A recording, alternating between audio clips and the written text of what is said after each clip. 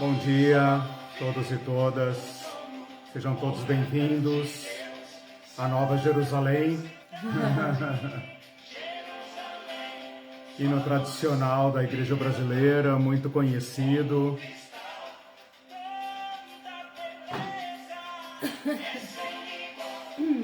É o tema da nossa aula de hoje, a visão de João no capítulo 21.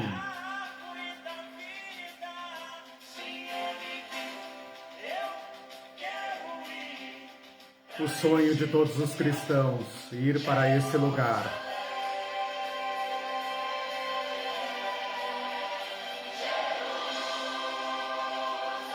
Olha o vocal, deve ser aquelas igrejas bem musicais, né? Tipo adventistas. As ruas de ouro, o Mestre Jesus. Bem-vindo, pessoal, vocês que estão chegando aí na sala. A Irene está aqui ao meu lado para fazer as interações com vocês. Oi, gente, bom dia. Esse é um dos hinos, né? Um dos hinos que tem o tema da Nova Jerusalém.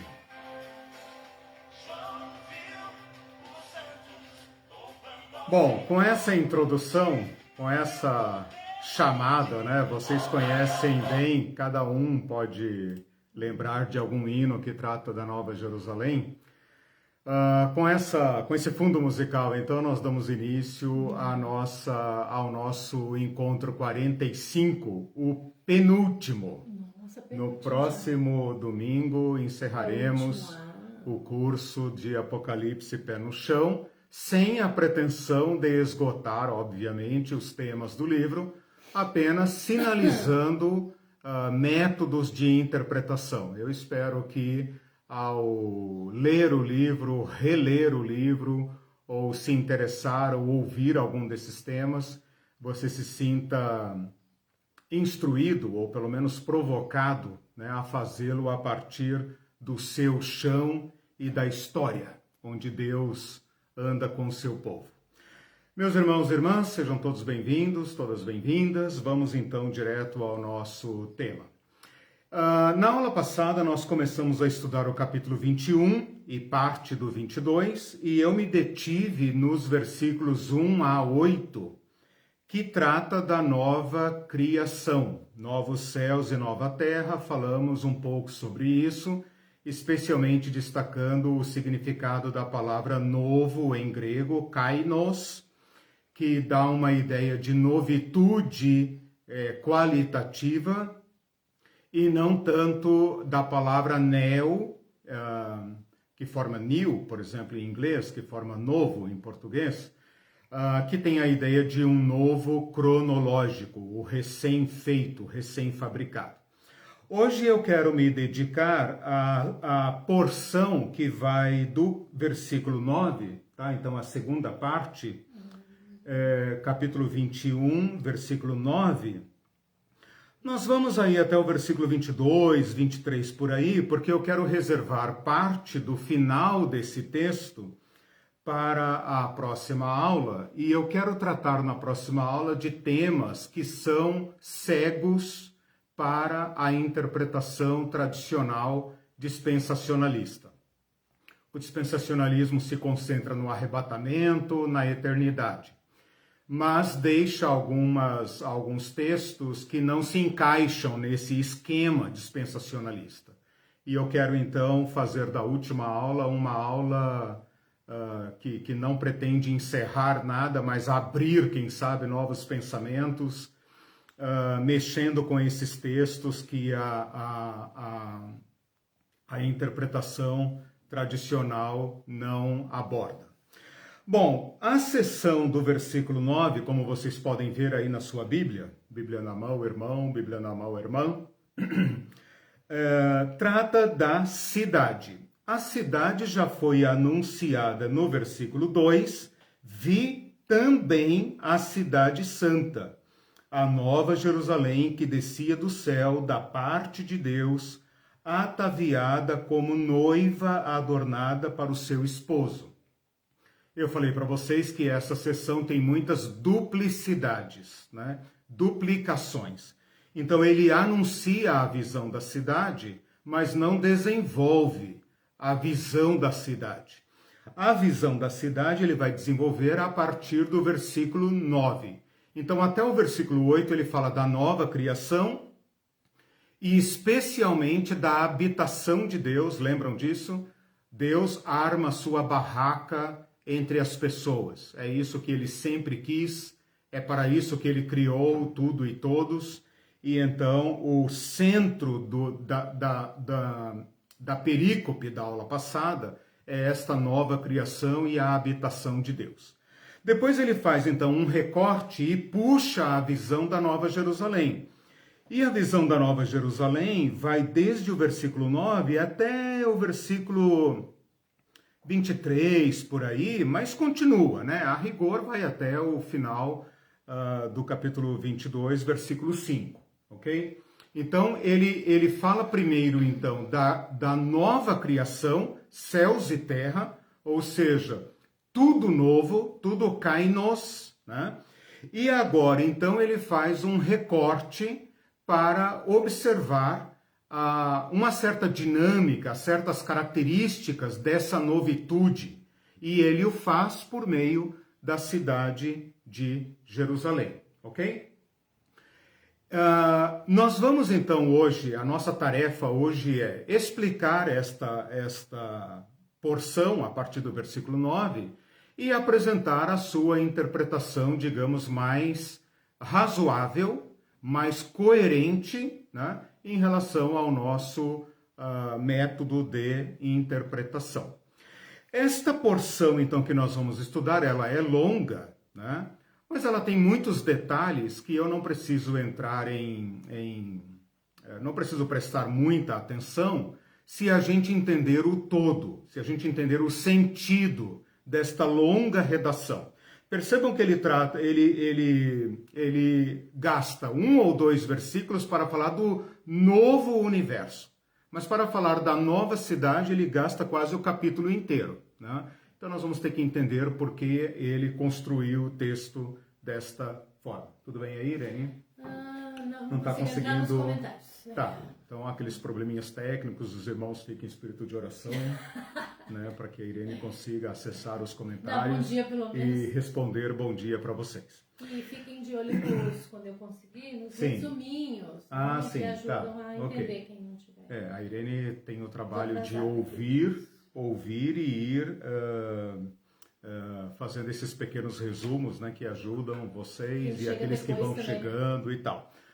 Não esqueçam de compartilhar, de curtir e depois também de visitar o canal e não apenas visitar, não apenas assistir o vídeo lá, se for a sua preferência, mas também inscrever-se e me ajude a divulgar para que o maior número de pessoas tenha acesso a esse material que eu procuro fazer com boa qualidade e gratuitamente. Bom, vamos entender então esta porção do capítulo 21 a partir do versículo 9. Os versículos 9, 10 e 11, ele descreve a visão.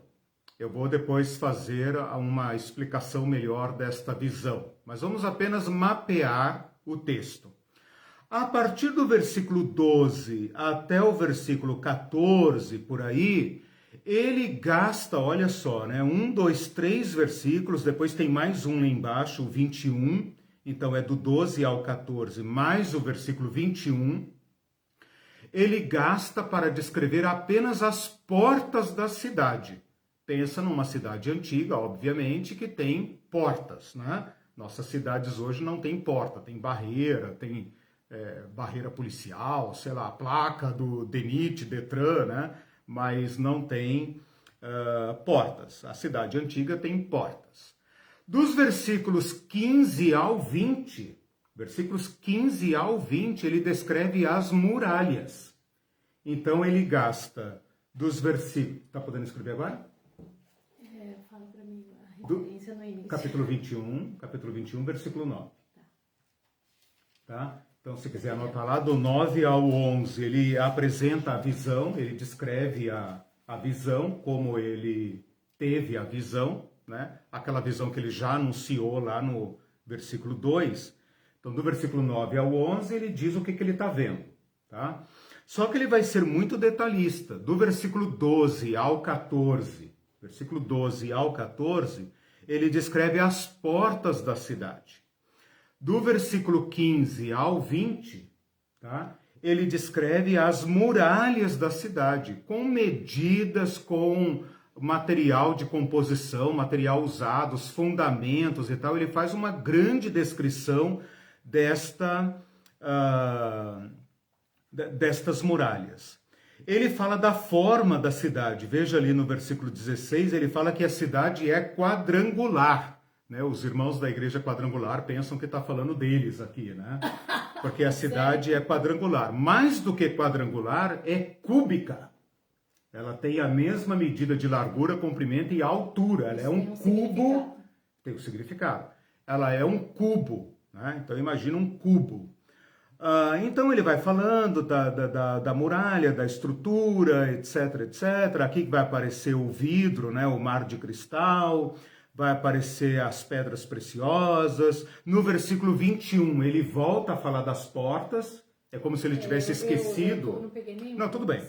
É como se ele tivesse esquecido. Então, lá no versículo 21, ele volta a falar das portas, que ele já tinha falado nos versículos 12 a 14, tá? Se alguém estiver anotando e tal, quiser colocar ali no chat, pode colocar também. E fala... então isso vai até o versículo 21. Do versículo 22 em diante, ele descreve um pouco da dinâmica dessa cidade. E ele chama a atenção para o fato que essa cidade não tem santuário, não tem templo. Ele fala, não vi. Né? Ele está falando que vi isso, vi aquilo, vi o muro, vi a porta, etc. E parece que o olhar dele procurou pelo templo. E ele fala, nela não vi santuário. Versículo 22. O seu santuário é o Senhor, o Deus Todo-Poderoso. Ele fala também que essa cidade não tem problemas de iluminação, né? Lá não tem blackout. Né? Não precisa nem do sol nem da lua, porque a glória de Deus a ilumina. E então ele continua falando e tal, ele vai falar aqui das nações que andam diante dessa sua luz, como se a cidade fosse um tipo de planeta ou de satélite, né, que ilumina toda a nova terra, que as suas portas nunca fecham. Então você fica pensando, para que porta, né, irmão? Portas que nunca fecham, que as nações da terra trazem sua riqueza para Jerusalém, né? E aqui tem uma pergunta que eu vou desenvolver na próxima aula: que nações são essas e o que elas vêm fazer em Jerusalém, né? E aí fala de novo quem não tem acesso a essa cidade, e a partir do versículo 22 ele descreve um pouco do cenário interno dessa cidade, e aqui ele nos faz lembrar como se ele tivesse aterrissado, né? Não dentro de uma cidade, mas dentro do próprio paraíso, dentro do próprio jardim do Éden. Quando ele fala aqui dos rios, né, que saem do trono de Deus, e fala da árvore da vida, que dá o seu fruto e tal, você pensa, pô, peraí, eu já ouvi falar disso em algum lugar, né? Então algumas pessoas percebem isso, né, que a Bíblia começa com um jardim e termina com um jardim, né? E isso é um detalhe que nos chama muito a atenção. Então, em rápidas palavras, o que eu fiz? Eu mapeei o texto, tá? Do versículo 9 ao 11, ele descreve a visão, como ele viu Jerusalém. Dos versículos 12 a 14, ele descreve as portas, e também no versículo 21. Do versículo 15 ao 20, ele fala das muralhas e da forma geométrica, né, da cidade. E a partir do versículo 22, eu poderia dizer assim que ele descreve um pouco da dinâmica da cidade, das suas características próprias, né? E depois um pouco do cenário interno da cidade, que, para quem estava esperando ver uma Jerusalém, né, e o seu olho vai direto para o templo, como qualquer judeu ao ver Jerusalém, topa, né, imediatamente com o cenário do templo. Ele percebe, pô, essa cidade não tem templo, né? E aí ele começa a perceber que, de fato, dentro da cidade é um paraíso, é um jardim, né? Então, meus irmãos, nós precisamos agora pegar esta visão, que parece tão fantástica, fantástica no sentido etimológico mesmo, né? Parece algo que não existe, parece que João está, de fato, sonhando. E lembrar, então, que, de fato, ele está sonhando, né? Está tendo uma visão. E nós precisamos, então, fazer aquela pergunta a partir dos nossos pés no chão e a nossa mente na história, perguntar o que vem a ser isso, né? Como aqueles tagarelas não, os atenienses perguntaram para Paulo, né? O que quer dizer esse tagarela, né? O que vem a ser isso? Uma nova doutrina, né? Então nós temos que perguntar isso aqui para João. João, menos, calma. O que significa isso? Né? Então nós temos que agora fazer esta busca. Bom, vamos lá então ao início. João fala que um dos anjos que tinha as taças, aquelas taças do capítulo 16, um dos anjos que tinha essas taças, fala para ele: vem comigo e eu vou te mostrar a noiva do Cordeiro. Ele me transportou em espírito, você já está acostumado com essa expressão, porque João fez diversas viagens em espírito, né? Desde o começo do livro ele está viajando em espírito, ou seja, em sonhos, né? Na sua mente, não no seu corpo. E ele é levado, então, a uma grande e elevada montanha. E desta montanha ele vê a santa cidade de Jerusalém, que descia do céu da parte de Deus. Vamos voltar no capítulo 17, porque é no capítulo 17, em contraste com a visão do capítulo 17, que nós vamos colher a chave de interpretação que, se você entender isso, o resto da aula é apenas comentários, abordagem de alguns detalhes e tal. Porque a grande questão está aqui. João constrói essa visão do capítulo 21 em contraste com a visão do capítulo 17. Então percebam, no capítulo 17 ele fala assim, vê se você consegue ficar com as duas páginas abertas da sua Bíblia, né? Vê se você consegue colocar um olho no capítulo 17, versículo 1, e o outro olho no capítulo 21, versículo 9. Então, capítulo 17. Veio um dos 7 anjos que tem as 7 taças e falou comigo. Exatamente assim no capítulo 9. Veio um dos 7 anjos que tem as 7 taças dos últimos flagelos e falou comigo dizendo. Voltamos para o capítulo 17. Vem mostrar-te-ei o julgamento da grande meretriz, que se acha sentada sobre muitas águas. Capítulo 21. Vem mostrar-te-ei a noiva, a esposa do Cordeiro. Então, primeiro convite, você vai ver a meretriz. A meretriz, como você se lembra, é uma cidade. Qual cidade? Babilônia. Agora, ele está chamando João para ver uma noiva. Então, pensa na cultura, e até para nós hoje, né? A diferença entre uma mulher prostituída, uma mulher infiel, uma mulher que está à disposição de qualquer amante, né? Versus uma mulher noiva, virgem, pura, preservada para o seu marido, a esposa do Cordeiro, aquela que está reservada para Jesus. De novo no versículo 17.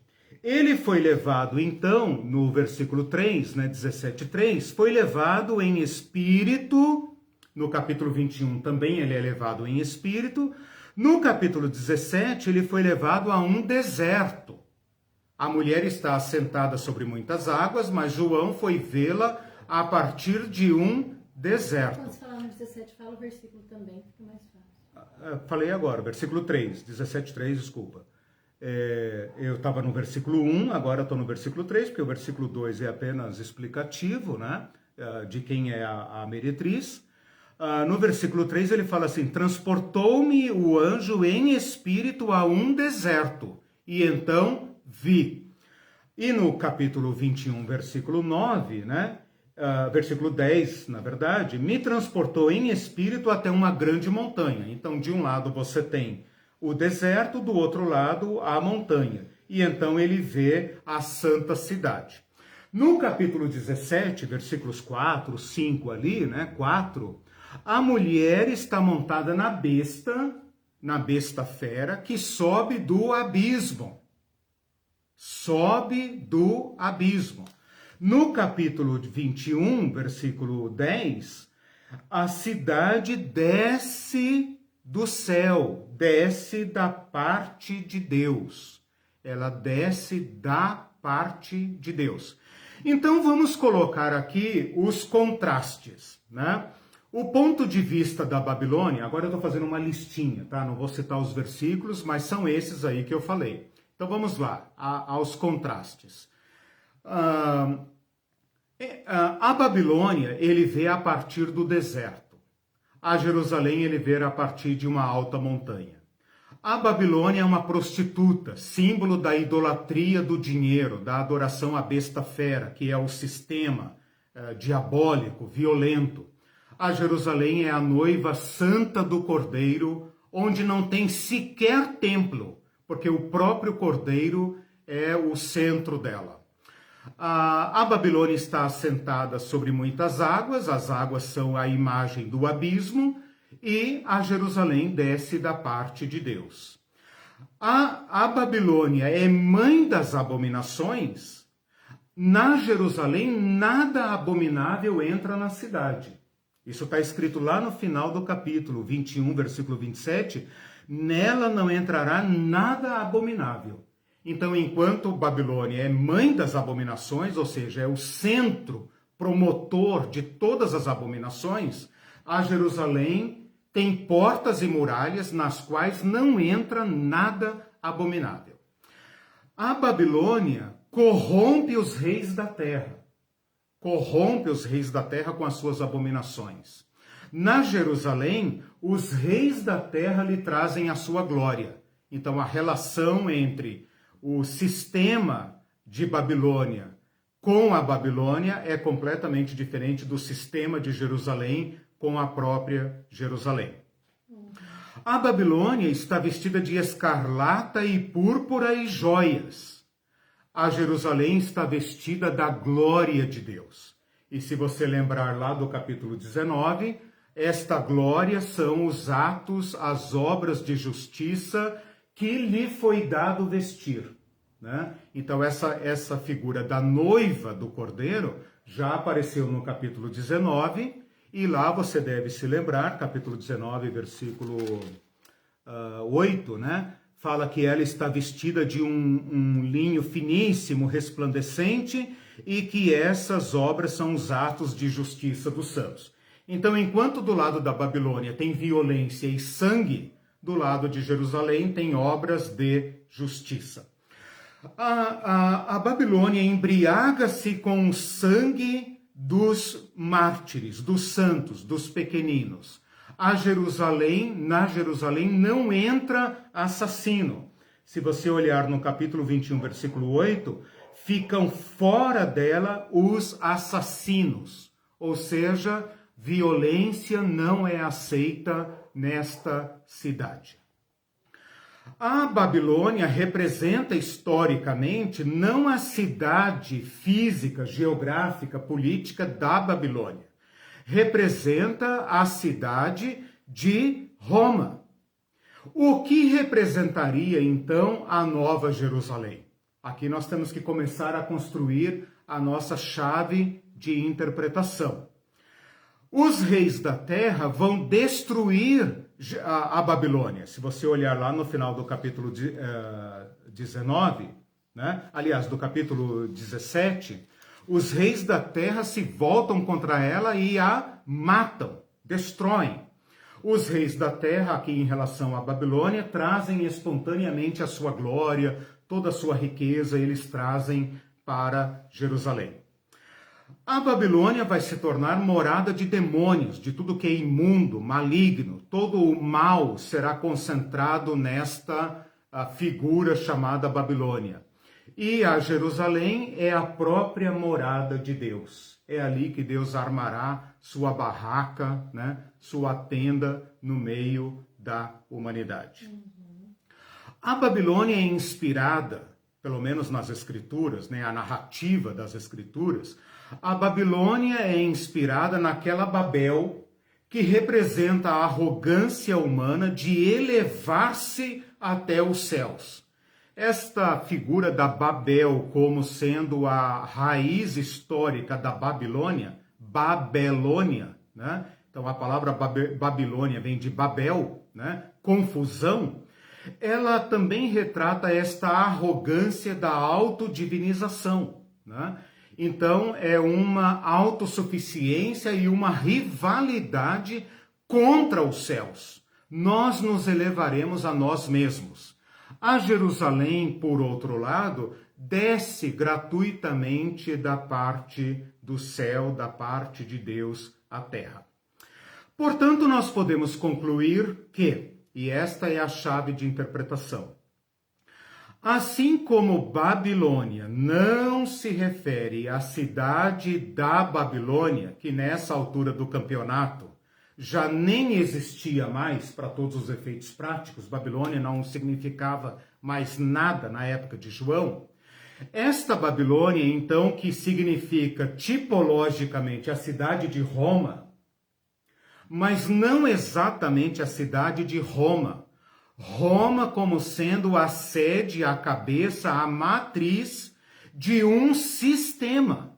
Porque é isso que eu venho falando quando nós estudamos o sistema de dominação, eu estabeleci esta interpretação, que a Babilônia, o reino da besta fera, representa Roma, mas não Roma apenas, a cidadinha que está lá na bota italiana, sobre as 7 colinas, onde os crentes querem que seja o Vaticano, né?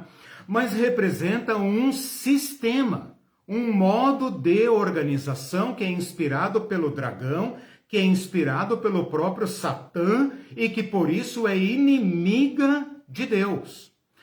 Da mesma forma, e eu posso dizer com toda a autoridade teológica, da mesma forma, porque é o próprio João que construiu este paralelo, eu posso dizer da mesma forma, esta Jerusalém não é a Jerusalém histórica, a Jerusalém geográfica, que está lá hoje, né, onde os cristãos, os judeus e os muçulmanos se matam todo ano e disputam metro a metro, né, vila a vila, rua a rua, aquela cidade, né, que na época de João estava destruída, né, também não representa essa Jerusalém da saudade, essa Jerusalém do coração do povo judeu, essa Jerusalém que enche os olhos dos judeus de sonhos e também de alguns crentes, né? A Jerusalém que está lá, essa Jerusalém simbólica, essa Jerusalém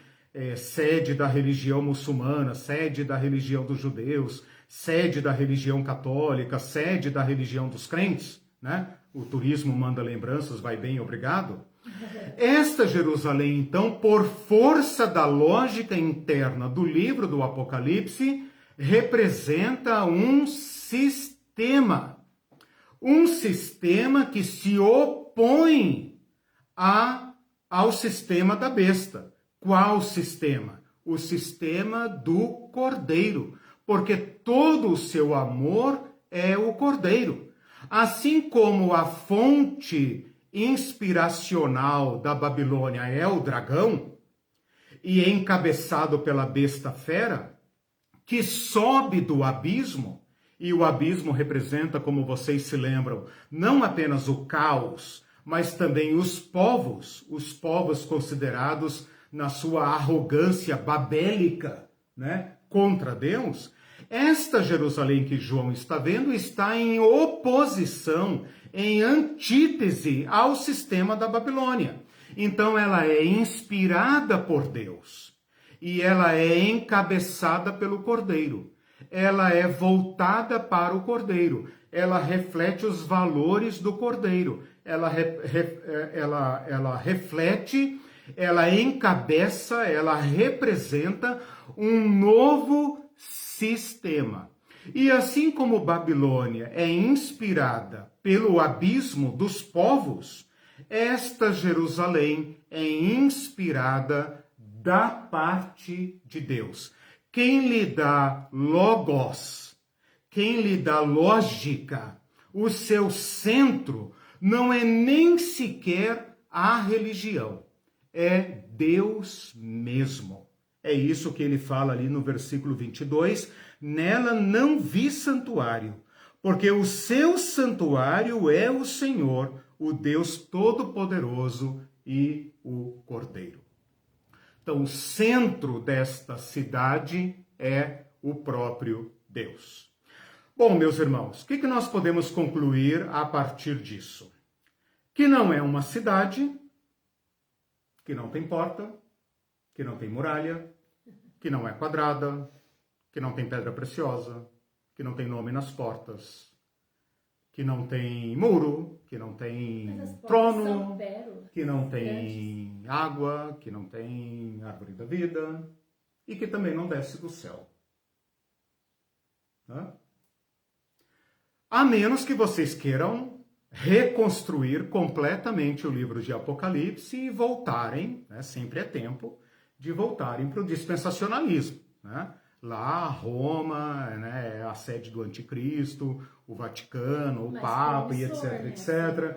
Por isso a crentaiada toda, eu falo crentaiada, é uma autocrítica, porque eu me incluo entre a crentaiada, embora eu seja um crítico de muitas coisas, muitas coisas da crentaiada moderna. Mas é por isso que a crentaiada tem essa fissura por Jerusalém, porque de modo consciente ou não, eles acham que o reino dos céus se manifestará naquela cidade carquenta, empoeirada, velha, sangrenta, ruinosa da Jerusalém. Então, quando a Bíblia fala Jerusalém, cidade amada, cidade santa, os irmãos acham que está se referindo àquela cidade da Palestina, a cidade que é disputada por milhões de pessoas e onde se pensa que o mundo vai acabar e que o Cordeiro vai se manifestar.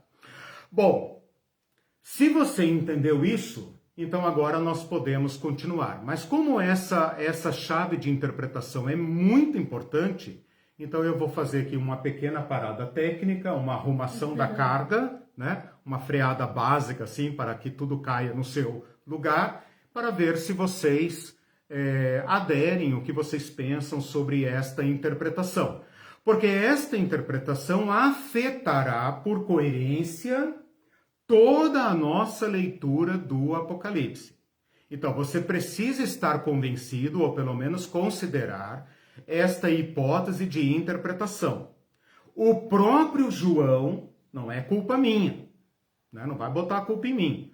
O próprio João constrói o texto colocando palmo a palmo a Babilônia em confronto com a Jerusalém. Não é?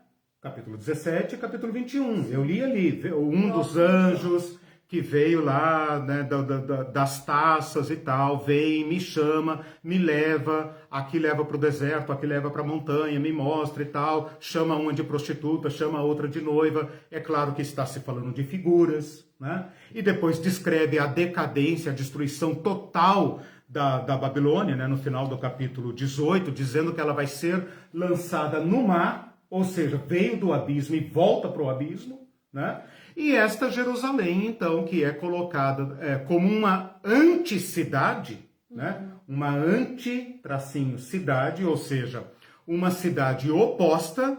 Portanto, se esta cidade representa um sistema, essa cidade também representa um sistema. Seriam ser literais. Exato. Então, se você quiser voltar para o dispensacionalismo, aí você tem lá o Saddam Hussein, coitadinho, construindo a nova Babilônia no deserto, e os mocinhos do Ocidente Estados Unidos foram lá, o Bush, né, da Igreja Batista Americana, foi lá e não permitiu que Saddam Hussein construísse Babilônia. Glória a Deus. Né? Vou falar língua igual a Michelle. Exato, vai enrolar a língua aí. Então assim, irmãos, é muito séria a interpretação que nós estamos fazendo aqui, muito séria. Né? Assim como a Babilônia sobe do abismo, isso é figurado, ela é inspirada pelo abismo, assim também a Jerusalém é inspirada por Deus. Assim como o cabeça da Babilônia é a besta, né? O seu poder é a besta fera e o engano, agora na Jerusalém desce do céu e é inspirada pelo próprio Deus. Esse da parte de Deus fala de origem do sistema. Esse sistema que no lado babilônico sobe dos povos, é a geopolítica, é a ciência política dos povos, incapaz de produzir paz, justiça, amor e tudo isso que nós sonhamos, com o que nós sonhamos. Esse novo sistema tem outra fonte, é o reencontro da humanidade com sua fonte fundamental, que é da parte de Deus. É Deus que nos ensinará a sermos sociedade, porque Ele próprio é uma sociedade. Né? Olha aqui no versículo 22, quando fala, nela vi o Senhor e o Cordeiro. Então assim, no centro da Nova Jerusalém está uma sociedade em que você nem consegue dizer é o Pai, é o Filho, é o Espírito. É uma sociedade. Esta sociedade trinitária, absolutamente anárquica, absolutamente horizontal, a um ponto de um Deus que desce, que não tem medo do ser humano, não tem medo de se vulnerabilizar. As portas dessa cidade não fecham. Né? Este sistema gera uma nova sociedade e um novo modo de ser. Eis os novos céus e a nova terra. Portanto, como eu disse agora há pouco, não é uma cidade, é um sistema. Não é gerado pela nossa própria ciência, é inspirado pelo nosso Criador, aquele que dá sentido à nossa história. Bom, se nós estivéssemos falando do Evangelho, por exemplo, se nós quiséssemos cotejar esse texto com o Evangelho, a gente poderia trocar Jerusalém por Reino de Deus, que é o que eu estou fazendo nesse curso. Né? Esse é o quinto tema, o tema do Reino de Deus. Então você poderia pensar, tá, mas essa nova Jerusalém vai ficar aonde? Não vai ficar em lugar nenhum. Vai ficar na nova criação, na nova terra, no novo céu. Ela é o elo. Veja, novos céus e nova terra, certo? Vamos voltar no início do capítulo. Vi novo céu e nova terra. Vi também a cidade santa que desce do céu. Desce do céu e faz sua casa entre os homens. Portanto, essa Jerusalém é a concretude da reconciliação final. Ela é o símbolo da reconciliação entre céus e terra. Por isso, os céus são novos e a terra é nova. Kainos, né? Kainos, Uranos, Kainos, Ges, Kainos, céus, Kainos, terra.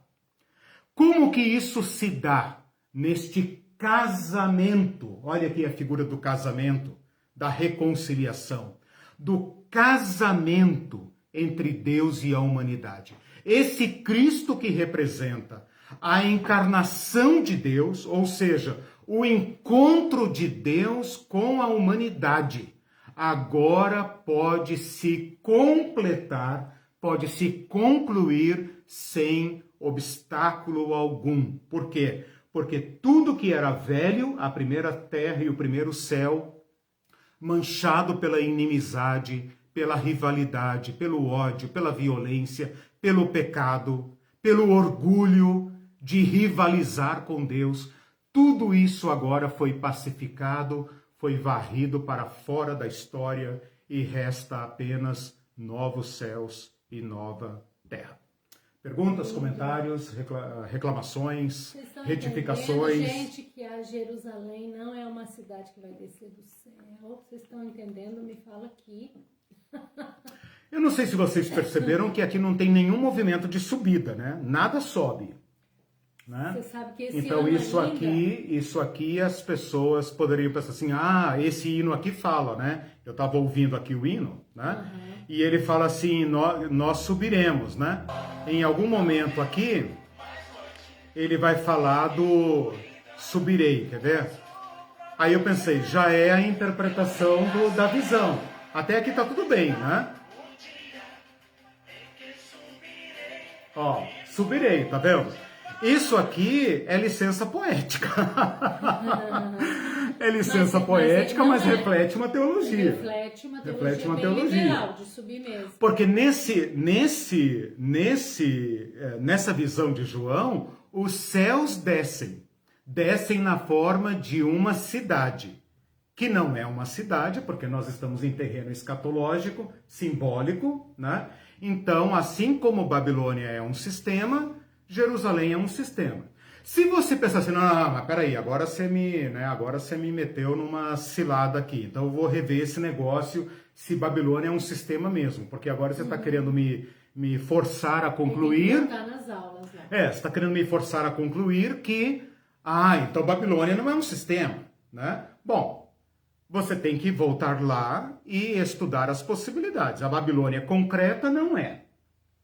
A Roma histórica também não é. Porque a Roma histórica hoje é uma mera cidadinha de um país mediano da Europa, né?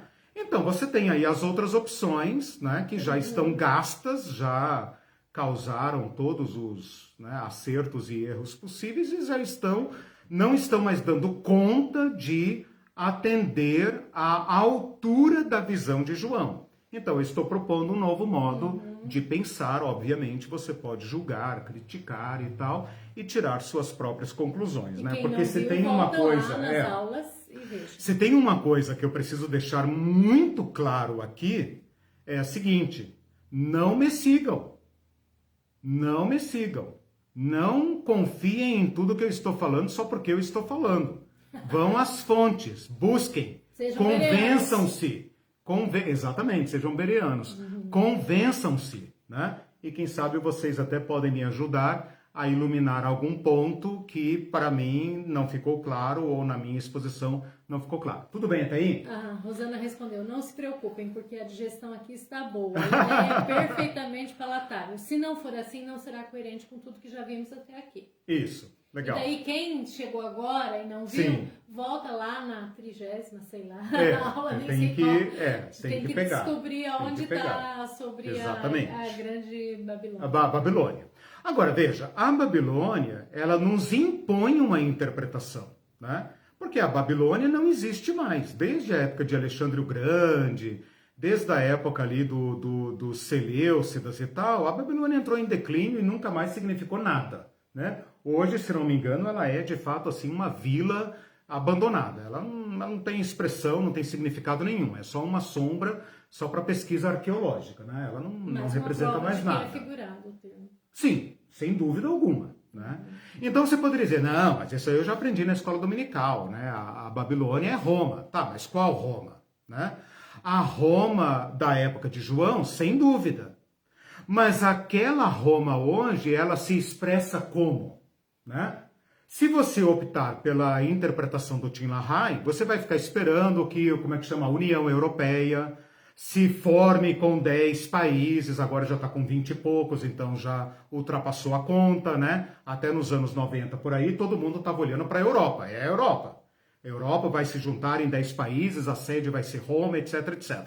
Depois entraram, né, mais 2, 3, 4, 5, etc. Hoje acho que até as ex-colônias lá soviéticas e tal já estão entrando na União Europeia. Então, assim, essa visão já caiu. Roma é uma mera cidade, uma mera metrópole europeia, ao lado de Londres, né, Berlim, Paris, Madrid, quer dizer, não tem lá grande importância, né? Então, ou você fica aí esperando surgir a nova Roma, ou quem sabe você queira se voltar para o antipapismo, né, o anticatolicismo e achar que Roma sobrevive na Igreja Católica, beleza, quer dizer, beleza entre aspas, né? Essa interpretação tem séculos e séculos de história. Você fique bem à vontade. Quando eu dei a história da interpretação do Apocalipse, eu falei sobre isso. Isso está superado na teologia, ok? O que não significa nenhuma inocência do sistema romano, do sistema católico romano, né? Mas apenas uma reconsideração sobre o tema e uma abertura para novas interpretações, ok? Se você pensa assim, opa, peraí, esse negócio não está batendo, né? Às vezes o teólogo tem tanto amor pela sua interpretação que ele força a história a caber dentro da interpretação dele, né? Eu não acho isso justo.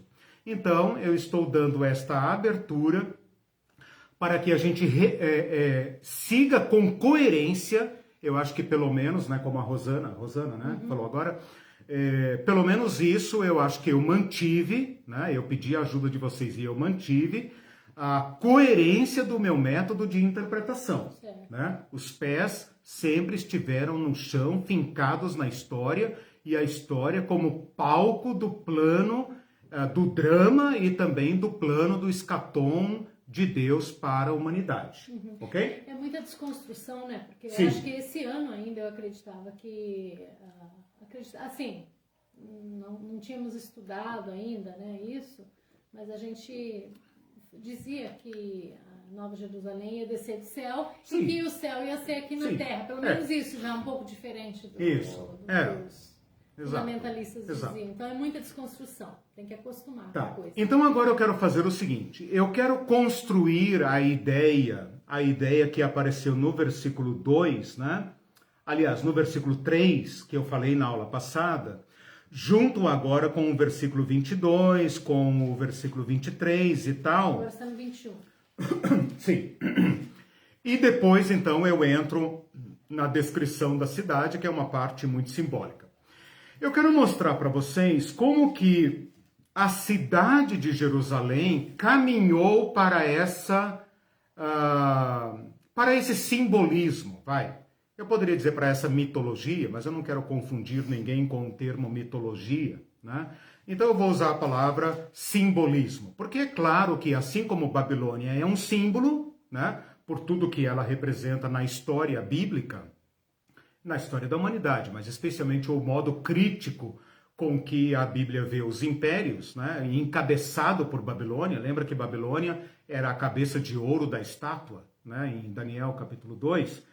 Como que Jerusalém, aquela vilazinha lá dos cafundó do mundo, porque Jerusalém só tem importância na Bíblia. Jerusalém não tem importância nenhuma na história da humanidade, né? Se você comparar com Grécia, Roma, Egito, Babilônia e etc., Jerusalém é uma pequena cidade-estado, uma pequena cidade curiosa, né? Mas ela não é uma cidade para se contrapor à Babilônia, certo? A gente só conhece Jerusalém porque a história de Jerusalém é narrada na Bíblia, né? Então ela tem importância para nós, mas dentro da história do mundo, Jerusalém é uma cidadinha periférica secundária, né? Como foi então que Jerusalém assumiu este lugar? Ora, Jerusalém entra na história da Bíblia como capital do povo de Israel. É nesta cidade que Salomão inaugura o templo. E o templo representa a habitação de Deus com o seu povo. Mas é uma habitação mediada, uma habitação aterrorizante, de modo que esta habitação fica dentro das muralhas do templo, dentro do recinto do templo, dentro do lugar mais oculto do templo, que é o santo lugar, e dentro ainda, digamos assim, na caixa forte do templo, que é o Santo dos Santos, aonde apenas um homem entrava uma vez por ano, e mesmo assim com sangue de vítima, para então a renovar diante de Deus a aceitação do seu povo ali. Mas essa presença de Deus com o povo é uma presença problemática. Porque se o povo descumprisse os termos da aliança, este Deus que habitava o núcleo da cidade, o Santo dos Santos, ele próprio poderia se tornar inimigo da cidade.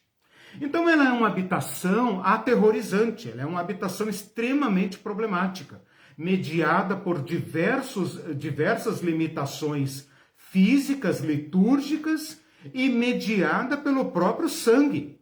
O próprio sumo sacerdote tinha que oferecer sacrifício pelos seus próprios pecados antes de entrar nesse lugar. E depois, mais tardiamente, na época de Jesus, existe uma lenda, não sei se muito verificável, mas existe uma lenda que o sumo sacerdote entrava nesse recinto com uma cordinha amarrada nos pés e com sininhos na borda da sua roupa, porque caso o Yahvé não aceitasse o sacrifício, o cara podia bater as botas lá mesmo.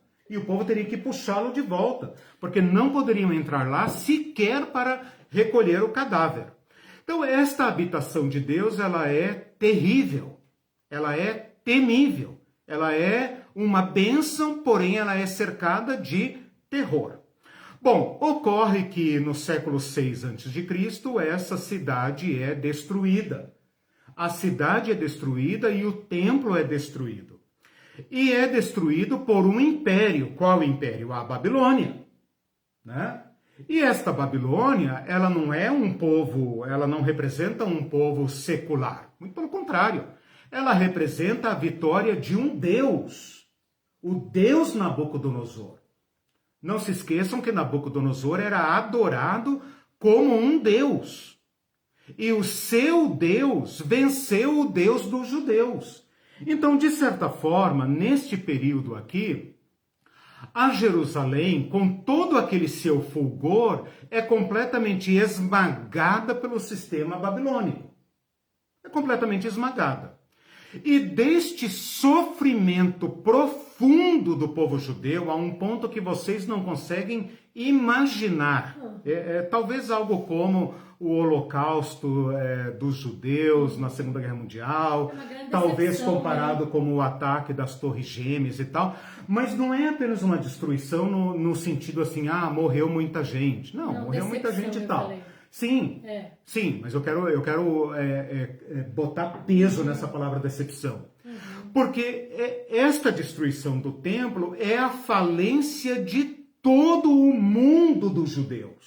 Porque eles criam que Deus não ia permitir, a destruição. Todo o mundo dos judeus está assentado num tripé que eu já falei aqui, que são os 3 T's. Terra, desde Abraão, sai daqui da tua terra para uma terra que eu te mostrarei. Ali eu farei aliança com vocês e tal. Depois Deus faz uma aliança com Levi de estabelecer o templo. Olha, conviver comigo é meio perigoso, se eu ficar no meio de vocês, vocês vão se lascar, então eu vou estabelecer os modos como vocês podem se relacionar comigo. E aí surge digamos assim, como é que chama isso? Um aditivo da aliança, que é a aliança levítica, aí que entra o tabernáculo ou o templo. Então tem todo um cuidado litúrgico, etc., simbólico, para que a presença de Deus, a Shekinah, a glória de Deus, fique resguardada e não coloque em risco a sobrevivência da nação. Mas, afinal de contas, tudo isso ruiu. E o outro T que também vai para o espaço é o T do trono. Um outro aditivo que Deus fez com Davi, dizendo assim, olha, a tua casa jamais perecerá. Nunca faltará um herdeiro teu que se assente no trono. Então, na medida em que Jerusalém é esmagada por Babilônia, começa a surgir no povo judeu esta Jerusalém gloriosa. Essa Jerusalém, Deus reconstruirá Jerusalém. Os profetas contribuíram muito para isso. Deus reconstruirá Jerusalém. É por isso que você lê os Salmos dizendo: orem pela paz de Jerusalém. E a crentaiada acha que é para orar para Jerusalém de hoje, né? Ai, Jerusalém, cidade amada. Ai, Jerusalém, que nunca deixarei de orar por ti e tal. Jerusalém, cidade do grande Deus. Jerusalém, lugar santo. Ai, meu coração desfalece por Jerusalém, e etc, etc. Então, deste grande fracasso, surge a ideia de uma Jerusalém gloriosa. A Jerusalém reconstruída, eu conto um pouco essa história naquele meu curso da Teologia da Generosidade. A Jerusalém reconstruída é horrorosa perto da Jerusalém de Salomão.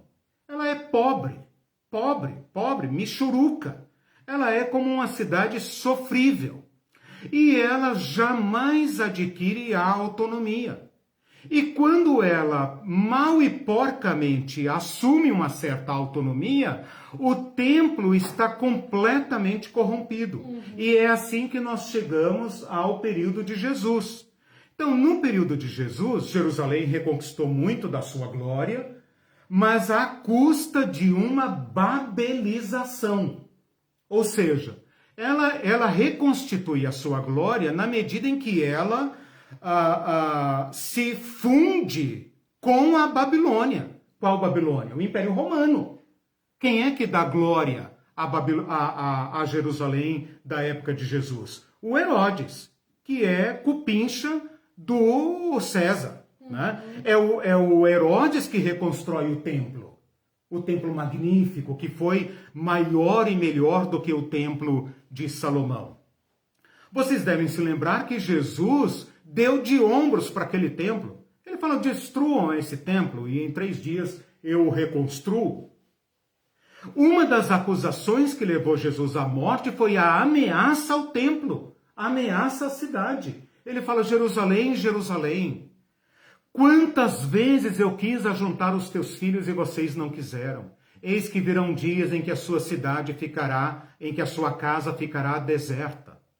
Ah, Jerusalém, Jesus chorou sobre ela. Ah, Jerusalém, se você soubesse o que está para acontecer. Mas você não entendeu, você não conheceu. Então, quando os discípulos falam: Senhor, olha que templo magnífico. Nós estamos quase chegando lá. Só falta você, que é o filho de Davi, sentar-se no trono. E aí fechou. E Jesus fala: estão vendo tudo isso aí? Eu lhes digo que não ficará pedra sobre pedra que não seja derribada. Com isso, o que eu estou querendo dizer? Que Jesus ressignifica o seu reino, a Jerusalém, o templo e o trono. Completamente. E é nesta tradição que João fala de uma Jerusalém que não existe mais. Nos dias de João, Jerusalém está de novo destruída pelos romanos. De novo destruída. O templo foi escavado pedra sobre pedra. Só sobrou aquela muro das lamentações lá. É a única coisa que sobrou, que nem pertence ao templo. Me parece que é um dos muros que cercava o templo. Deus desprezou completamente. Quando Jesus morreu, eu até acho assim uma certa ironia de Deus, né? Quando Jesus estava na cruz morrendo, o véu do templo se rasga de alto a baixo. Olha que bonito isso, né? De alto a baixo. E desmascara a farsa daquele templo. Porque aquele templo, Deus já não habitava nele há muito tempo, né? Então, essa Jerusalém completamente destruída agora reaparece aqui na fé dos cristãos como uma anti-Roma.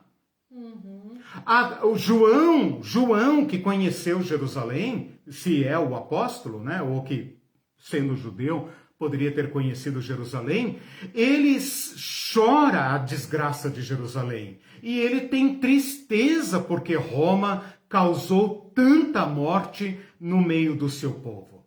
Mas desses escombros surge uma esperança. E essa esperança está situada no Apocalipse como uma esperança que é o seguinte: nós não podemos medir forças com Babilônia. Babilônia pisa, fere, destrói. Babilônia é uma máquina de guerra que ninguém pode enfrentar. Mas um dos anjos, que está incumbido da destruição desse sistema, vem para João e fala: vem cá, meu filho, vou te mostrar como esse negócio termina. Você não viu ela subir do abismo?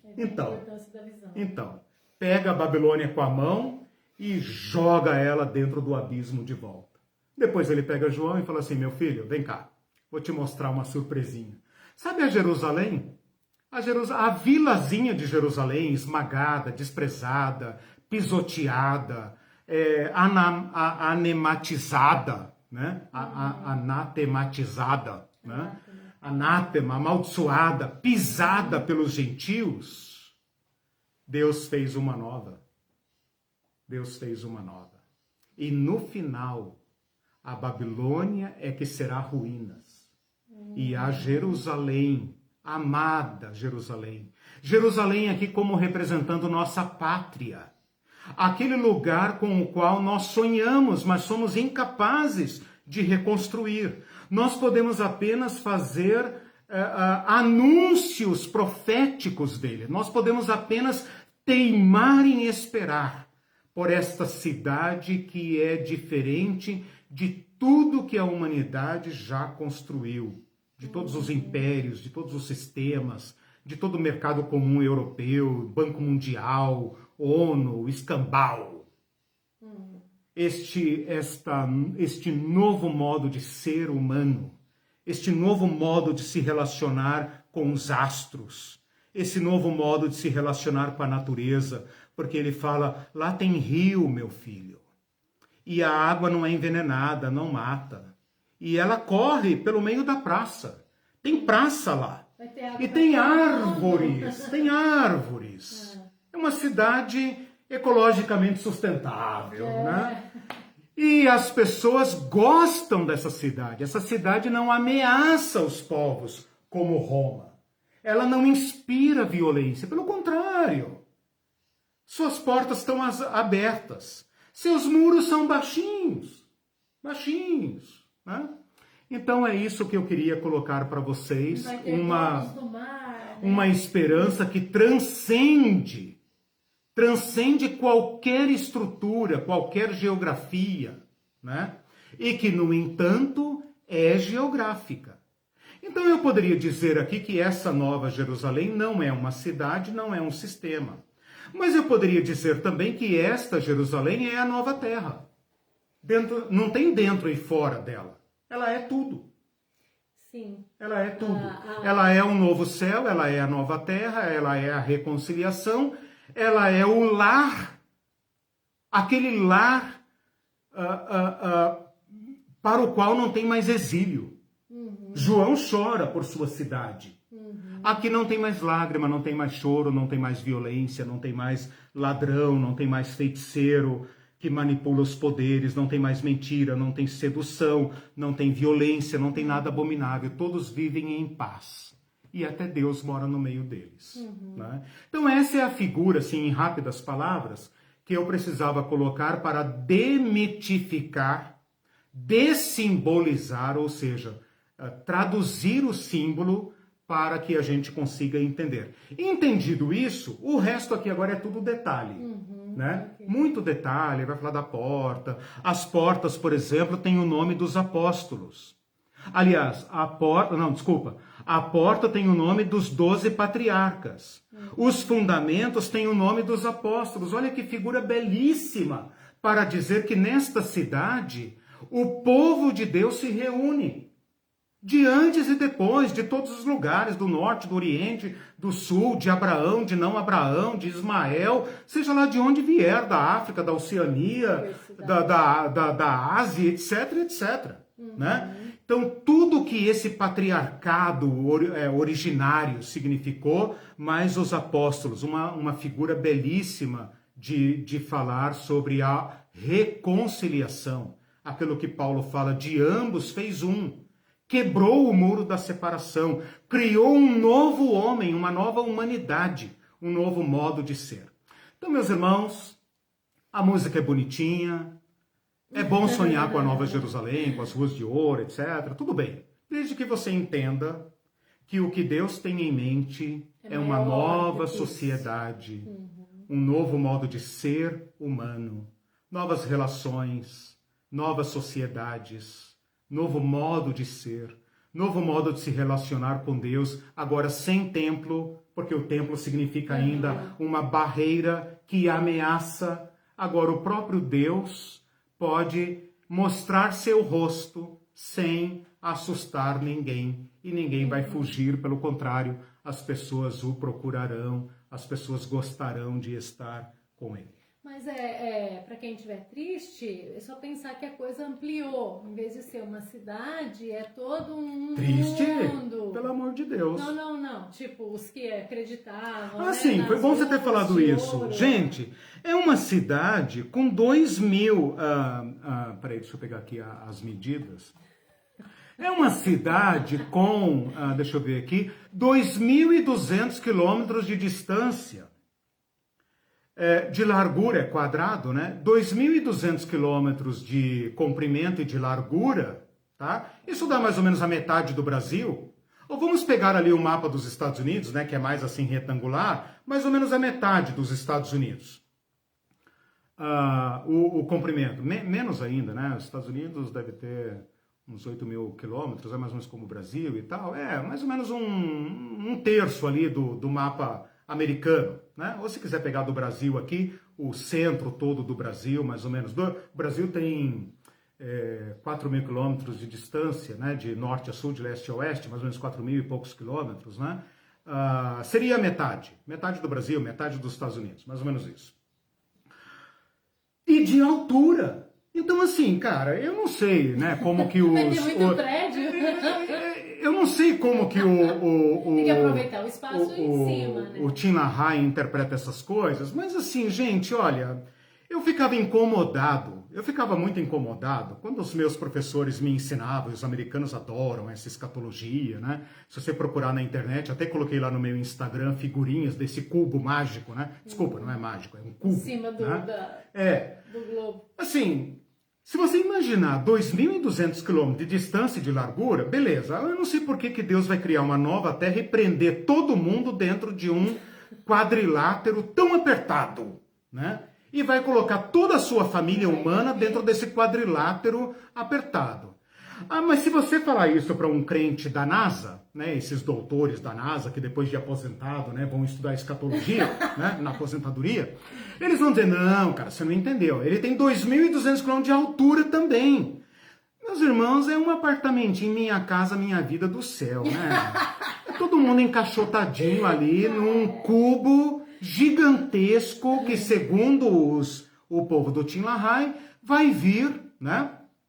Vai vir como um satélite, como um cometa. O satélite não, porque satélite ele gira em torno de um corpo, né? Mas como se fosse um meteoro perdido vindo da parte de Deus, que claro está no céu, né? E esse cubo mágico, né? Esse cubo fantástico, percebam que tudo que existe no espaço é redondo, né? Às vezes plano, né? Mas redondo, né? Mas esse é cúbico, portanto completamente fora da lógica do espaço. Mas tudo bem. Deus falou que é novo céu e nova terra, pode ser que a nova terra seja plana, pode ser que os novos astros sejam cúbicos, né, nesse novo céu. Então tudo bem, eu faço essa concessão. Agora, por que Deus vai prender todo mundo numa gaiola de 2.200 quilômetros de altura, largura, profundidade, etc, etc? Mesmo que seja de ouro? Cara, sinceramente, vou aproveitar que a portinha está aberta, né, que o muro é baixo, e vou falar, Deus, eu vou fazer um camping aí, beleza? Vou fazer um camping então, aí. a Marlene, um pouco antes, falou, ó, na verdade, o que eu não entendo é como se pode ver essa Nova Jerusalém como literal. seja uma cidade com casas, será uma cidade com casas já construídas que desceriam do céu para pessoas começarem a habitar. Aí colocou um monte de carinha assim, tipo, as mansões celestiais que Jesus foi preparar, irmã. Que teria irmã. que ter essa cidade para caber tanta gente. Seria uma cidade abandonada no céu, sem pessoas que desceriam aqui para ser Mas, habitada. irmã, Jesus fala lá em João 14, vou preparar-vos lugar. No céu há muitas moradas. As obras estão em andamento, as mansões celestiais de cada irmão. Cada um vai morar numa mansão, porque lembra que lá não tem família. Lembra disso? É pior ainda, que não vai caber. Lá não tem casamento, não tem ninguém gera, ninguém casa. Ó, você resolveu o problema. Espera, do mar, você resolve esse problema de não ter casamento lá. Por favor. Tô quase chegando lá. Piadinha, gente. Os mormons deram um jeito, né, de o casamento ser eterno. Eu não sei, eu vou considerar qual foi a base bíblica que eles usaram, né, então, se for possível, eu vou dar uma estudada nessa questão. Um curso para o próximo ano. Bom, mas voltando aqui à questão séria, né, lá em João 14, o pessoal do Tim LaHaye interpreta assim, vou preparar-vos lugar. Ora, o que significa aquilo? Jesus foi com a sua equipe de engenheiros e de construtores celestiais, que são os anjos, obviamente, estão construindo essa cidade, né? E se você tem uma vida muito boa, ganhou muita alma para Jesus, viveu muitos anos em missões, etc, etc, você vai ter uma grande mansão, outros vão ter casinhas menores, etc, etc, vai ter os conjuntinhos habitacionais, né? Para aquele tipo assim, ladrão da cruz, que não fez quase nada, etc, que foi salvo como pelo fogo, como eu falei na aula de sexta-feira. E este cubo gigantesco, né? Depois vocês olham lá no meu Instagram, ou então pesquisa na internet, né? Nova Jerusalém, cubo que desce do céu, etc. Esta superestrutura vai descer do céu, vai posar em algum lugar, eles acham que é na Palestina, né? A Palestina não cabe, obviamente, né? Vai ter que arrebentar, mas aí tem a nova terra, né? Então tudo sai com a nova terra. E vai posar ali. O que será do resto da terra? Não tenho a menor ideia. Talvez eles tenham algumas ideias e tal, eu não sei. Mas é disso que se trata, né? Essa cidade tem muros baixos, porque para uma cidade com 2.200 metros de altura, 2.200 metros, 2.200 quilômetros de altura, 2.200 quilômetros de altura, ter um murinho de 144 côvados equivale aí a cerca de um prédio de 20 andares, é uma mixaria, quase uma brincadeira, né? Parece aqueles murinhos aí de mansões americanas que é assim meramente decorativo, né? Você pula de um quintal para o outro, etc. Quer dizer, não tem relevância nenhuma, é um muro decorativo, né?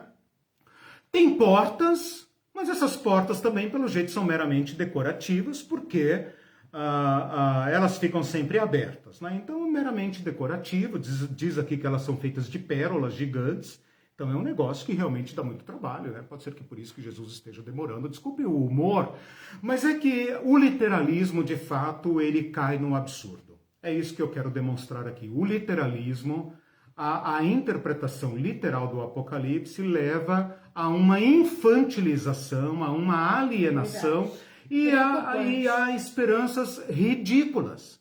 E aí os crentes querem se defender, não, mas é porque eu tenho fé.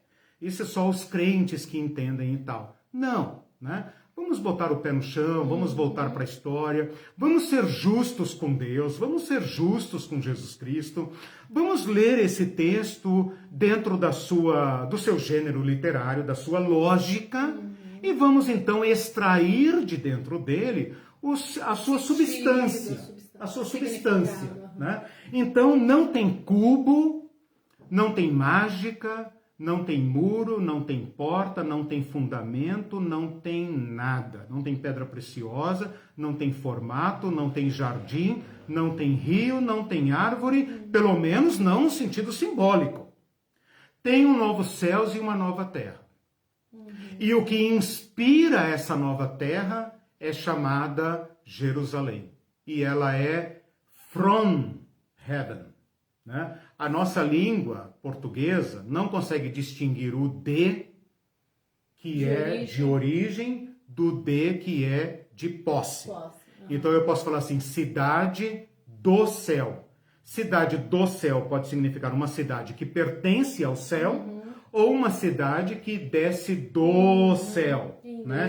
Vim de casa, né? Então, esse de significa origem. No inglês, né, tem a diferença of ou from. Nesse caso aqui seria o de origem. Cidade, mas não origem no sentido de uma estrutura física que está entrando em órbita e pela mágica dos santos anjos não vai queimar, não vai explodir quando entrar na Terra e tal. Não, ela vai descer, descer, descer, descer, descer, descer como um grande disco voador e tal, e vai pousar em algum lugar, provavelmente na Palestina. Estou tirando isso completamente fora para dizer que é um sistema, um modo de pensar. Convertam-se, mudem a mente para que vocês entrem no reino de Deus. Agora eu vou colocar mais uma pitada de pimenta. Não desce de lugar nenhum.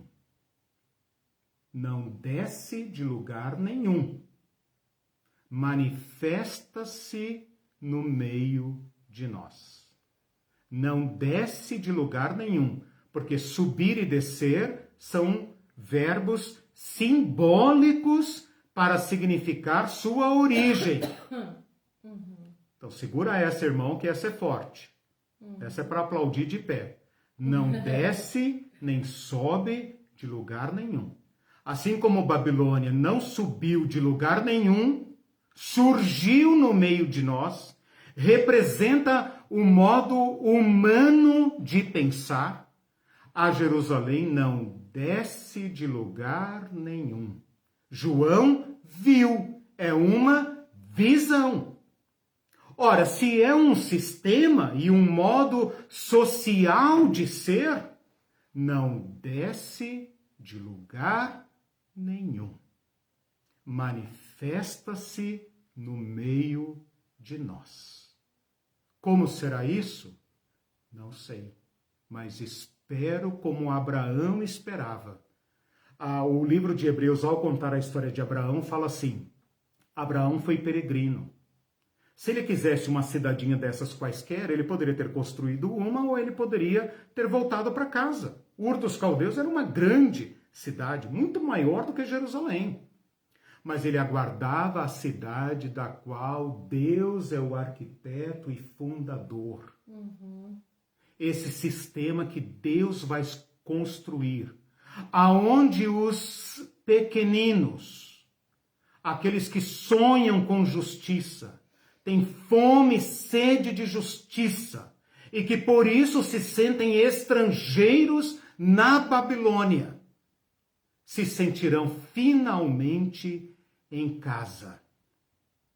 É isso. Comentários, perguntas? Sim, quero ler uns comentários. E antes de ler os comentários, eu quero fazer um comentário seguinte. Sim. Que você sempre diz pra gente que os primeiros que tinham que entender o sentido de Apocalipse eram as igrejas presentes ali na época, né?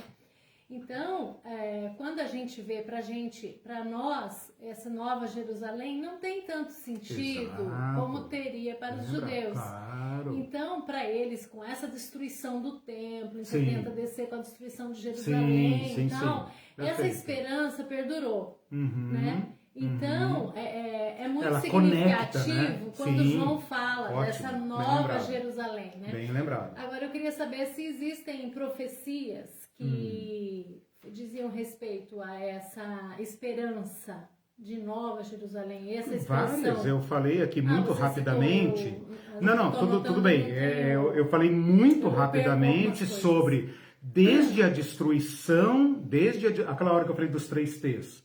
Desde a destruição da Jerusalém por Nabucodonosor, que é o cabeça da Babilônia, surge a esperança de uma nova Jerusalém. Uma Jerusalém superior àquela de Salomão.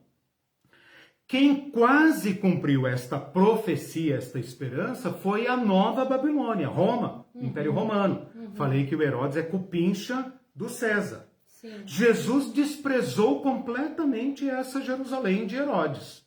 Certo. Ele falou, essa Jerusalém de Herodes é Roma. É Roma. Essa Jerusalém de Herodes não significa nada. Por isso ele fala para o seu povo, quando vocês virem os exércitos cercando Jerusalém, ó, cai fora. E os crentes acham que estão falando da Jerusalém de agora. E Jesus está dizendo para eles ali, dizendo, se vocês estiverem no campo, não voltem, se vocês estiverem no telhado, não desçam, orem para que não caia no sábado, orem para que não seja inverno, e quando vocês virem rumores de guerra, fujam. Quem sabe João, falei isso lá nas primeiras aulas, quem sabe João é um desses exilados. Que João está fazendo em Éfeso? Se alguém aí é estrangeiro, né? Por exemplo, a Marlene, né? Cara, você sempre vai se sentir num lugar estranho. Você sempre vai ter uma memória afetiva daquele lugar onde você nasceu, onde você tem suas raízes, sua língua, suas lembranças, sua história. João é um desterrado, que agora tem uma segunda destruição da Nova Jerusalém pela Nova Babilônia, que é Roma. Então a Irene lembra muito bem aqui, ao colocar em conexão esta profecia de João, da Nova Jerusalém, com as igrejas da Ásia, que são na maioria exilados de Jerusalém. E a tragédia de Jerusalém é algo comparável à Segunda Guerra Mundial para eles. É uma grande tragédia, é uma tragédia que abalou o império todo, não é uma coisinha pequena, não é uma guerrinha periférica dessas que tem aí, que a gente nem se dá conta. É algo grande. Então é em cima dos escombros da Jerusalém histórica, de todas essas esperanças falidas para judeus e cristãos, que João fala o seguinte: esta Roma vai cair, e os escombros de Jerusalém serão reerguidos por mãos que vencerão o sistema. Por isso que eu digo, essa Jerusalém não é a cidade de Jerusalém. Eu até brinco dizendo assim, né? Embora eu não seja nativo aqui de Curitiba, mas eu poderia dizer assim, minha nova Curitiba. Eu sei lá quem é Jerusalém, como você falou, nunca fui lá, não tenho nem intenção de ir. Né? Não vou gastar meu dinheiro indo a Jerusalém. Tanto lugar bonito aqui da América Latina que eu quero conhecer, não vou em Jerusalém. Né? Se alguém pagar a minha passagem um dia para fazer uma pesquisa, mas nem é minha área de pesquisa, então não tenho esse sonho na minha vida. Quem foi, beleza e tal, legal, é um turismo... Quem quis ser rebatizado lá no Jordão. Essas coisas aí, beleza, eu acho que é bacana, não condeno não, entendeu? Não é meu sonho, né? Mas eu propriamente aqui, paulistano, brasileiro, filho de brasileiro, neto de brasileiro, sem nenhuma conexão com outra nação... Eu tô pouco me lixando para Jerusalém, me desculpe falar isso, é meio blasfemo, né? Mas tô pouco me lixando para Jerusalém. O interesse que eu tenho por Jerusalém é o mesmo que eu tenho aqui por Santiago, por La Paz, por Colômbia, por Venezuela, por Cuba, é do povo que sofre, né? Eu não tenho interesse particular nos judeus, nem na Jerusalém sagrada, entende? Eu não tenho essa ambição. Mas eu quero ver a minha cidade aqui, a minha Curitiba sustentável. Eu quero uma Curitiba realmente justa. Então eu posso pensar numa Curitiba inspirada por Deus. E essa seria uma Curitiba que desce do céu. Ou eu poderia falar a minha São Paulo, da qual eu tenho saudade, onde eu estudei, onde eu fui criado, onde eu brinquei na rua. Eu poderia falar a minha São Paulo divina. Já pensou São Paulo sem periferia? São Paulo com tudo distribuído, com tudo humano, onde não tem miséria, onde o padre Júlio Lancelotti poderá descansar, enfim, porque todos têm comida, todos têm árvore da vida, todos têm água potável. Eu não preciso pensar em Jerusalém, eu respeito os afetos de João, é claro que ele tinha que pensar em Jerusalém, mas eu não sou palestino, ora bolas, eu sou brasileiro, eu sou paulistano, eu sou sul-americano, eu quero uma América Latina dos céus, não que desça do céu, mas que seja inspirada pelo reino de Deus. Então isso, meus irmãos, é sonhar o sonho, aqui eu me permito ser poético, né? É sonhar com todos os peregrinos da história, com todos os pequenos da história, com todos aqueles que não têm lugar na Babilônia. Ou porque Babilônia violenta, ou porque rejeita Babilônia. E falei, eu espero um novo mundo. Eu não vou fazer desse sistema maligno a minha esperança. Eu não quero nem pertencer a ele, né? Eu não posso sair dele, porque eu estou no mundo. Mas eu não compactuo com ele e eu o resisto todo dia, porque eu espero uma América Latina dos céus. Amém. A Rosana diz assim, essa ideia de novo céu e nova terra, de novo sistema com Deus em nosso meio, me é muito mais satisfatória do que a tal cidade brilhante. Amém. E o Alexandre diz assim, a leitura fundamentalista da Bíblia é uma forma de interpretação e até respeito quem a faz. Sim. Mas se a gente pensar de forma minimamente racional, esse tipo de leitura beira a história de carochinha, né? Não? Claro, tem toda razão, cara. Daí a tem Marlene toda razão. respondeu. E é infantil e alienante. É infantil, é um modo infantil, curto de ler a Bíblia, e é também alienante, porque se tudo vem do céu e nós vamos para lá, então isso aqui não tem nexo. Por isso que pode acabar com tudo. Exato, por que eu vou me importar com esse planeta se isso aqui vai tudo pro raio que o parta, Exatamente. Né? Aí então a Marlene comentou da carochinha e da loucura, é um absurdo. Claro, beira a loucura mesmo, beira a neurose. Beira a neurose, né? Porque não tem nexo, você vive nesse mundo sem nexo com ele. Você perdeu a conexão com a história, né? Olha, gente, os crentes, vejam lá no meu curso Teologia do Domínio, os crentes dominionistas da bancada evangélica e toda essa panaceia que está aí, estão orientando o seu povo para Jerusalém. Não é à toa que Jair Messias Bolsonaro, né, está mudando e vai mudar. Se não barrarem esse homem, ele vai mudar a embaixada brasileira para Jerusalém. Então o negócio não é brincadeira. Não. Tem agentes americanos conversando com países da América Central, da América Latina, para seduzi-los a mudarem suas embaixadas para Jerusalém. Vocês sabem qual foi o segundo país do mundo a mudar a embaixada para Jerusalém depois do Trump? A Guatemala. Já ouviu falar da Guatemala? A Guatemala é um favelão da América Latina. Os caras são capazes de se envolver com a mudança da embaixada de Tel Aviv para Jerusalém. E não são capazes de pensar na miséria do seu povo, que são descendentes dos antigos maias e astecas. Pelo amor de Deus.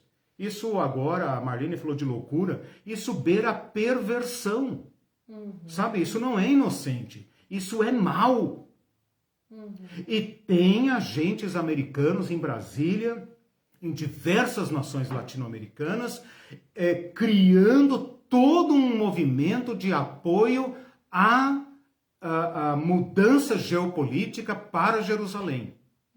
São pessoas representantes do país mais rico do mundo, a mais clara expressão da nova Babilônia, os Estados Unidos, a maior potência do planeta e da história, que pisa nessa América Latina e não é capaz de se comover com a miséria de milhões, mas vem aqui alienar os latino-americanos para que mudem suas embaixadas de Tel Aviv para Jerusalém.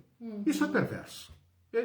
Desculpa, eu sou, nessas horas, eu sou muita indignação. Isso para mim é perverso, isso não é mais inocente. Eu sei, como o Klein falou, né? Eu sei que tem cristãos que fazem a Bíblia e tal, são aquelas senhorinhas, né, que dedicam a sua aposentadoria para estudar o Apocalipse e sonham com a cidade de ouro e tal. Beleza. De repente até vai no céu, vê a cidade, vê a praça, vê até a casa que está reservada para ela. Beleza, tudo bem, é inocente. Mas isso chega à Casa Branca, chega ao Pentágono, tá? Isso não está mais nas igrejinhas aí populares, não. Isso já está na Casa Branca, está no Pentágono, está nos grandes esquemas de poder. E aí é perverso. E quem não assistiu, gente, Teologia do Domínio, a gente fala sobre tudo isso. Está disponível no canal. A Ivanilde, tem uns comentários aqui, vou ler antes da gente concluir. E a crentaiada vive com a bandeira de Israel, a Ivanilde, nas costas. Eu também tinha uma faixa que usava na instituição. Então, pelo amor de Deus. É ingenuidade. É a cara da alienação. É a cara da alienação. O Alexandre Klein diz, como cristãos, devemos ter mais interesse pelos palestinos do que por Jerusalém. Daí a Marlene respondeu, exatamente, porque estão em posição de vulnerabilidade. Os irmãos árabes entendem isso, os brasileiros não entendem. Exatamente. Influência do Tim LaHaye. Exatamente. Claro. Se Jerusalém é o palco da escatologia, que eu vou me importar com os palestinos, né? Eles sonham com a reconstrução do templo.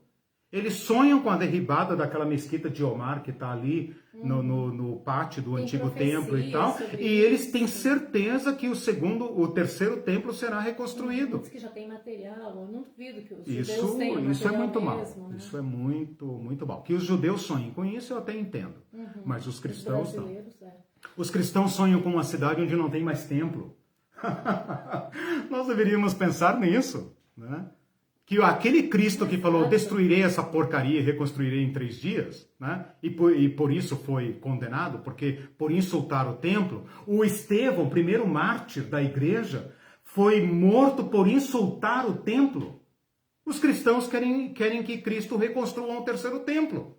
Como se isso tivesse tanta importância. Se até na Nova Jerusalém não haverá templo. Eles dizem que é a conclusão da profecia, o cumprimento da profecia. Pelo amor de Deus, né? Aí é aquele negócio que eu falo, você monta um esquema, depois você torce os textos bíblicos para fortalecer o seu esquema. E torce até a realidade. Esse é um método, método incoerente de interpretar. A Marlene diz assim, os crentes fazem um cavalo de batalha porque Jesus andou, pisou em Jerusalém, mas ele está e anda entre nós, no meio de nós. Perfeito, claro. E por todo o mundo, né? Pregar o evangelho a toda criatura. Muitos virão do Oriente, do Ocidente. Então, o Cristo rompeu as barreiras étnicas, né? E grande parte dos nossos crentes hoje acham que para ser crente de verdade precisa se aproximar de Israel. Né? Precisa retomar, reconstruir. Aí tem lá o Bispo Macedo, né? Com o Templo de Salomão, usando indumentária de rabino, de sacerdote, essa baboseira toda, né? É muito triste, é muito triste. A Ivanilde diz assim, sem entender muito bem, eu disse numa instituição fundamentalista que o Bozo seria o Nabucodonosor, é representante do sistema da besta mesmo. Ele representa esse sistema. Né? Todo o sistema de violência, de dominação, representa esse sistema, está alinhado, por isso que é importante pensar no sistema, porque os crentes estão esperando que essa estrutura política anticristã babilônica se manifeste, quando nessa minha interpretação eu demonstrei e comprovei e argumentei que sempre esteve presente, o anticristo sempre esteve presente. O homem da iniquidade sempre esteve presente. A besta fera sempre esteve presente. E é claro que qualquer pessoa do naipe desses homens perversos que estão aí são uma face da besta fera, é óbvio. É só olhar na cara deles, né? É só olhar na cara deles e ver o que eles defendem. Se eles defendem as minorias, os vulneráveis, os fracos, os mártires, os que morrem, ou se eles estão alinhados com o capital, com o poder, com a violência. Né? Não é difícil. Né? Essa minha leitura te permite ler a história com os pés no chão, sem decolar. Né? Como diz aqui o hino, aqui, né? Nós subiremos e tal. Não subiremos. No Apocalipse tudo desce. O Alexandre Klein diz, e a libertação total, ampla, geral e restrita. Isso. É a libertação sem tempo e com Deus no meio de nós. Amém. Exatamente. Amém. Sem religião, sem mediação, sem sacerdote, sem templo, sem nada. A Ivanilde diz assim, sinto muito mais a presença de Deus quando estou na manifestação nas ruas. Nossa. Bem-aventurado o que tem fome e sede de justiça, né? Essa escatologia a fundamentalista, ela tem fome e sede de justiça? Ela promove a justiça? Os seus atos promovem a justiça? Nós temos que fazer essa pergunta, né? Onde Cristo estaria hoje, Evanilde? Né? Eu adoro ver a sua vibração com as manifestações, né? Essa indignação, essa fome, essa sede, né? Onde Cristo estaria hoje, né? Nas mega estruturas de poder, discutindo planos para a conquista do mundo? Ou na rua, né? Na rua, onde ele sempre esteve, né? Onde Cristo esteve? Nos palácios e no templo e nos grandes eventos, ou na rua junto com a pobraiada? Julguem, né? Vocês não querem ser literalistas? Então, o Evangelho é lugar de ser literalista, o Apocalipse não. É gênero literário diferente. Você reparou que é o contrário? Exatamente. Exatamente. É gênero literário diferente. O Evangelho é literal. O Apocalipse não é literal. Então, é uma questão de hermenêutica. Ela falou uma coisa que eu não tinha ouvido ainda. Votaram no Bozo argumentando que ele aceleraria a volta de Jesus. Exato. Mas Jesus ensinou a partilhar e não a acumular. Por que são tão gananciosos? Nunca se fartam. Deus do céu.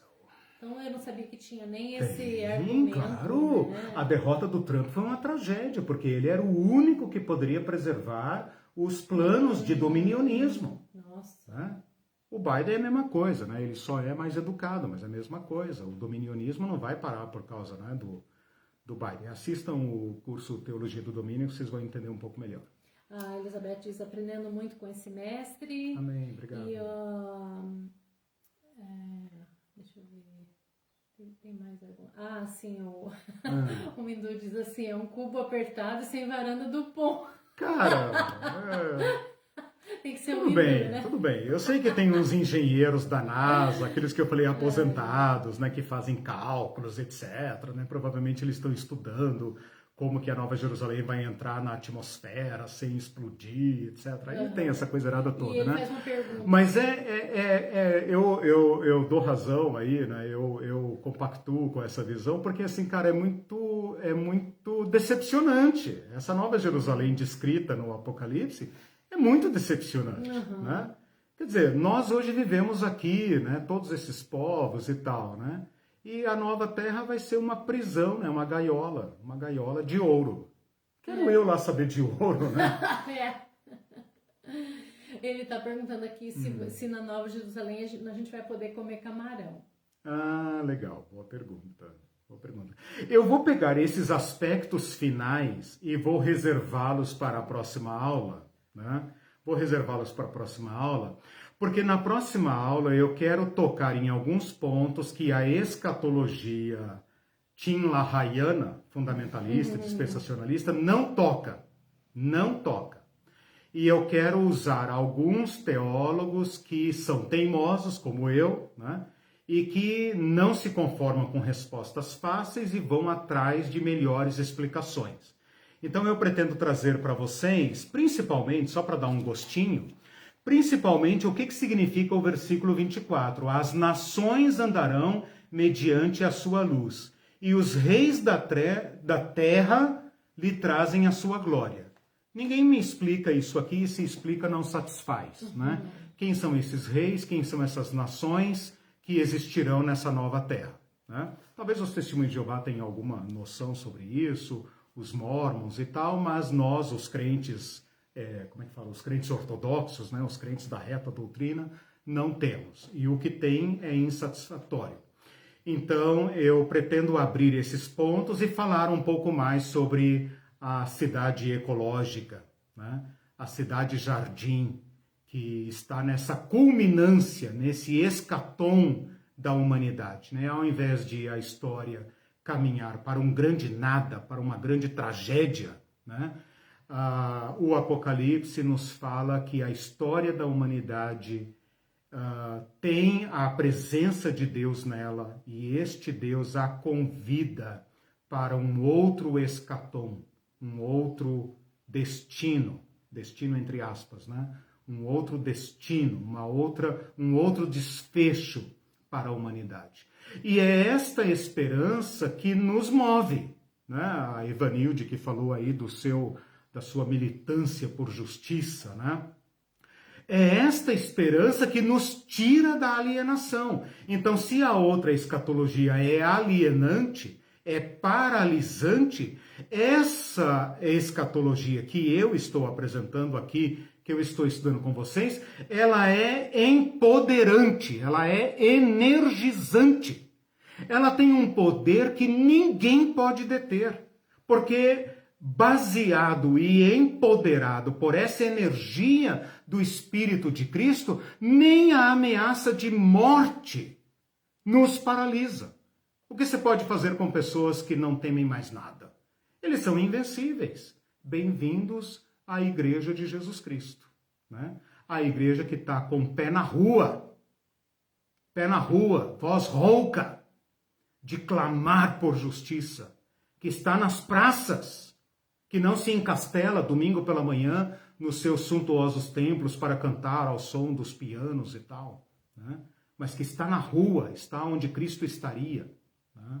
Então é isso, meus irmãos, que eu pretendo. Não pretendo, obviamente, dar uma visão clara do que João viu, mas pretendo colher desta energia a força para vivermos agora, onde nós estamos, na fidelidade a Deus. Aqui onde nós estamos, né? Você aí na sua cidade, eu aqui na minha, seja uma grande cidade, uma pequena cidade, seja uma cidade agrária, uma cidade urbana, seja na periferia, seja onde for, né? Onde os seus pés pisarem, que aí haja um anúncio de uma nova sociedade, de um novo modo de ser, de um novo modo de existir, um novo modo de se organizar, um novo modo político, um novo modo econômico, né? Um novo modo produtivo, um novo modo de lidar com a natureza. Tudo isso é o que o Apocalipse vai falar no capítulo 22 e eu pretendo tratar disso na próxima aula. Muito obrigado, Deus abençoe. Tchau para vocês. Tchau, gente. Boa semana para todos. Nos vemos no próximo domingo.